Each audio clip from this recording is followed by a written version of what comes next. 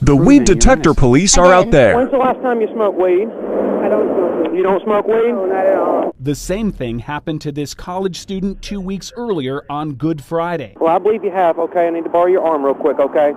I believe that's why you were failing to maintain your lane and driving halfway on the ramp when I was behind you. Hold on one second. Hold on, sir. Give me just 1 second. Give me just 1 second. You're arresting me. That's correct.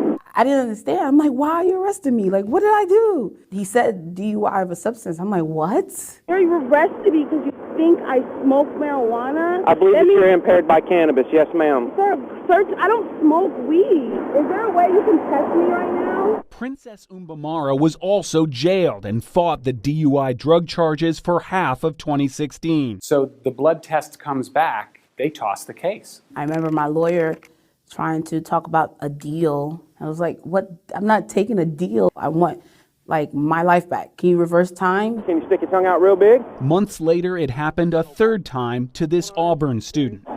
You're giving me indicators that you have consumed marijuana, so you're being placed under arrest for DUI, okay? The prosecutor filed this dismissal of the student's DUI drug charge 5 months later. Defendant performed well on field sobriety evaluations, and blood and urine were negative. 3 DUI drug arrests, 3 tox screens negative for marijuana, 1 police officer. Cobb County's T.T. Carroll. Documents show Carroll is one of the highest rated and best trained officers on Cobb County's legendary DUI task force. Well, you're showing me numerous indicators. He's a certified drug recognition expert. Well, I don't believe you're telling me the truth, okay? I don't believe, because I'm seeing some involuntary indicators that you've consumed marijuana. One of 250 Georgia officers who've gone through this intensive month-long trial. Officers not only to pronounce a driver is on drugs, but to identify which of 7 types of drugs are in their system. Marijuana.